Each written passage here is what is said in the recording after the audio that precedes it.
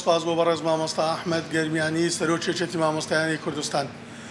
مامۆستایانی بەڕێز، لە کاتێک کە کار دەکەی لە بوارێک لە سێکتەرێک لە هەر ئاستێکی پۆستدا بێ، تۆ کە کاتێ بواری ژینگە دەبێ خۆبەخش بی، دەبێ هەموو کارێک بکەی، نەک بڵێ من بەڕێوەبەرێ من مامۆستا من سەرۆک ڕێکخراوم. کەواتە ئێمە لێرە هەمومان دەبینێ یەک تیم سوود بەیەک دەگەینین. چۆن ئێستا کاک دەشتی وێنەگەر بوو، ئێستا دەبێتە مامۆستا، دواتر دەبێتەوە وێنەگەر، دواتر دەچی هەڵمەتی پاکردنەوە دەبتە کرێکارێکی ژینگە پارێست. و ئێوەی مامۆستای بەڕێزیش خۆتان دەزانن نمونەیەکی جوانن بۆ ئەوەی هەم کەسوکاری قوتابی هەم قوتابی چاو لە ئێوە بکە. بۆیە کە ئێوە هەڵبژێردراون، ئێوە نمونە بوونە لە قوتابخانەکانتان.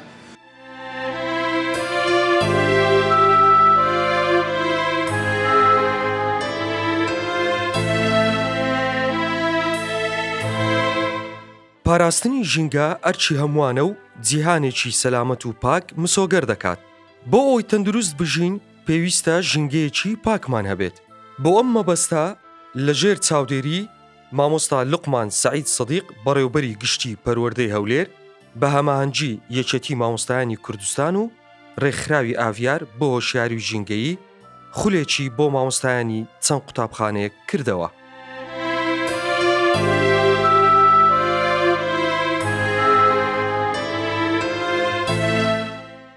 سەبارەت بم خولەی کە بە هاوکاری ڕێکخراوی ژینگەیی ئاڤیار کە بۆ قوتابخانەکان کراوەتەوە، ئەمڕۆ 20 قوتابخانە مامۆستایەکانیان بەشدارن لەم خولە کە خولەیەکی گرنگە بۆ مەسائلی ژینگەیی کە پێویستێکی زۆری پێ هەیە لە بواری پەروەردە کە ژینگە هۆشیاری تەواو بۆ قوتابیان بگەێنن کە بۆ پاراستنی ژینگەی قوتابخانەکان و ژینگەی کوردستان بەعام. حتما یەک لە کێشە گەورەکانی جیهانی ئیمڕۆ پیسبوونی ژینگەیە کە کێشەیەکی جیهانیە. ئێمەش بەشێکی لەم جیهانە لەم لەسەر ئەم گوێزەوی دەژین. پێویستەکە ئێمەش وەکو ئەرکێک مرۆڤایەتی لەسەر شانمان هاوکار بووین بۆ کەمکردنەوەی پیسبوونی ژینگە. هەرێمی کوردستان هۆشیارێک هەیە، بەڵام پێویستەکە ئێمە ئەو هۆشیاریە شۆڕیکەینەوە بۆ خواردنەوە کۆمەڵگە ماڵ بە ماڵ. و باشین ڕێگەی پەروەردەیە بۆ لەبەرەوە پەروەردە دەتوانێت گۆڕانکەرێکی گەورە بکە لەو بابەتە لە ڕێگەی مامۆستاوە. مامۆستا تەنها گواستنەوەی زانیاری نییە، مامۆستا پەروەردکارە، مامۆستا پێگەیاندنی نوێنێ ئەرکی ئەوە، مامۆستا کەسێکی شارەزایە لە بوارەکانە دەتوانێت لە ناو قوتابخانەی خۆی هەم لەگەڵ مامۆستاکانی هاوڕێ هەم لەگەڵ قوتابیەکانە ڕۆڵێکی گرنگ ببینێ و تەنانەت لەو لێکەوتەکە لە نێوان مامۆستا و کەسوکاری قوتابیان و خوێندکاران دەتوانێت ڕۆڵێک ببینێت. ئەم خۆلە کراتەوە ئەمڕۆ بە سەرپەرشتی بەڕێوەبەری گشتی پەروەردەی هەولێر کە جێگەی دەستخۆشیە، هەروەها ڕێکخراوی ئاڤیاری هۆشیاری ژینگەیی. ئێمە شۆکیتی مامۆستایان هەماهەنگ بووینە لەگەڵیانە، شوێنمان بۆیان تەرخان کردە، لەگەڵیانین هاوکار دەبین. ئەمە دەستپێکە بۆ ژمارەیەکی خولی تر بۆ ساڵی ئایندە، دەستپێکردنی ساڵی خوێندنی نوێ لە پاش 2-3 مانگ بۆ ئەمە دەسازی بکەین کۆمەڵێکی مامۆستای بۆ ئەو بابەتە بوارکەین تبرەوە شۆڕپێتە بۆ هەموو قوتابخانەکان. مامۆستا دەمەوێت پێم بڵێ ئەمڕۆ چەند مامۆستا لەو خولە بەشدار بووە و تاکی بەردەوام دەبێت و ئایا خولی تریش لە پلاندا هەیە؟ ئەمڕۆ نزیکەی 20 قوتابخانە بەشدار بووە. قوتابخانە هەیە بە 1 مامۆستا، هەیە بە 2 مامۆستا، نزیکەی 40 مامۆستایەک بەشدار بووە. ئەمە دەستپێکە بۆ ماوەی 2 ڕۆژ بەردەوامە بێت. ڕێکخراوەکان بە تایبەتی ڕێکخراوی ئاڤیاری هۆشیاری ژینگەیی لەگەڵ بەڕێوەبەری گشتی پەروەردە وەروەها یەکێتی مامۆستایانیش لەسەر ئەوەکەن کە ئەم خولانە بتوانین بەردەوام بێت بە تایبەتی لە دەستپێکردنی ساڵی نوێی خوێندن 2025-2026. سەرتا بەخێراتتان دەکەین. ئەمڕۆ بە سەرپەرشتی بەڕێوەبەری گشتی پەروەردەی هەولێر ڕێکخراوی ئاڤیاری هۆشیاری ژینگە بە ئامانجی یەکێتی مامۆستایانی کوردستان لە درێژەی کار و چارەکانی خۆیدا هەڵوەستێ بە ئەنجامدانی خولی ژینگەیی بوو 100 قوتابخانە کە ئەمڕۆ لە وەجبەی یەکەم 20 قوتابخانە سەر بە بەڕێوەبەری گشتی پەروەردەی هەولێر لە سنووری پەروەردەکانی هەولێر و خەبات و بنەسڵاوە و ئەنکاوە بۆ وەجبەی یەکەم بەشدارە کە 40 قوتابخانە لە خۆی دەگرێتن. ئەم قوتابخانەنە کە ڕۆڵیان هەیە لە پاراستی ژینگە ئێمە وەکو ڕێکخراو بۆ ناوەندەکانی خوێندن مەناڵبژان چونکە ناوەندەکانی خوێندن لە ڕووی بابەتیەوە لە ڕووی ئەوە باسی بابەتی ژینگەییان کردووە بەڵام دەمانەوێت بەکردداری بە عملی بێنە ناو بابەتەکە چونکە دەتوانین لە ڕێ منداڵەکانەوە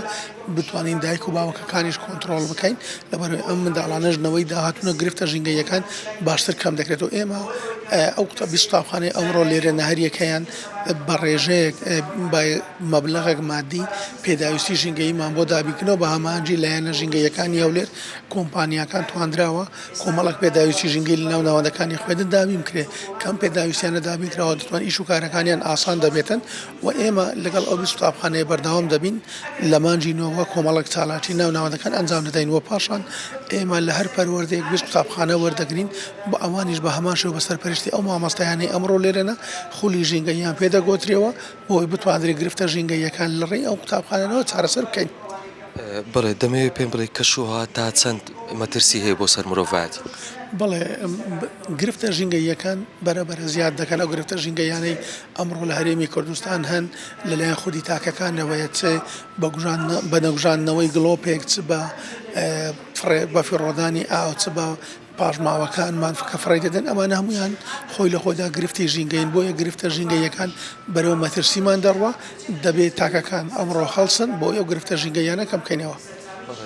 کاگاسۆ ئێوە بێجگە لەم خولانە وەکو ڕێکخراوی ئاڤیاری هۆشاری ژینگە چالاکی دیکە چیتان هەیە بۆ ئەوەی هۆشاری بکەنەوە بۆ مامۆستا قوتابیان لەسەر پیسبوونی ژینگە؟ بەڵێ لەبەرەوە ئێوە کەناڵێکی پەروەردەن تەنیا باز لەو کار و چالاکیان دەکەین کە لە سنووری پەروەردە ئەنجامی دەدەن ئێمە ڕۆژانە لە پەروەردەی لە ناو سنوورە ناو ناوەندەکانی قوتابخانەکان باسی هۆشیاری ژینگەیی دەکەن لە ڕێی ناوەندەکانی خوێنەوە بەردەوام سمینارمانەیە هەڵتانچی شوشتن بۆ قوتابخانەکانمان ئەنجام داوە بۆ یەککردنی 20 قوتابخانەمان ئەنجام داوە هەڵواسینی پۆستەر لە قوتابخانەکانمان کردووە سەوزکردن لە ناو ناوەندەکانی خوێندنمان ئەنجام داوە کە ئەمانە یەکێکن لەو گرفتانە بۆ ئەوی بتوانین لە ڕێی قوتابخانەکانەوە چارەسەریان بۆ بکەین.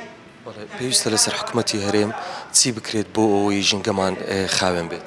بڵێ پێویستە هەموو ئەو ڕێنماییانە و یاسایانەی کە بەرکانە لە هەرێمی کوردستان کە بە تایبەتی یاسای پاراست و چاکردنی ژینگە هەرێم لەسەر هەموو لایەنێک جێبەجێ بکرێت بۆ یەک گرفتە ژینگەیانەی هەنە نەمینێت.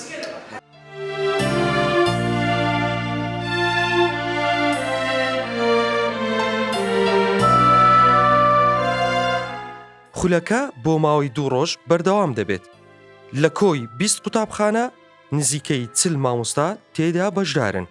بەڕێوەبەری گشتی پەروەردەی هەولێر ئەم خولانەی بە گرنگزانی و هیوای بەردەوامی و سەرکەوتنی بۆ خواستن. کامەران تاهر کەناڵی پەروەردەیی هەولێر.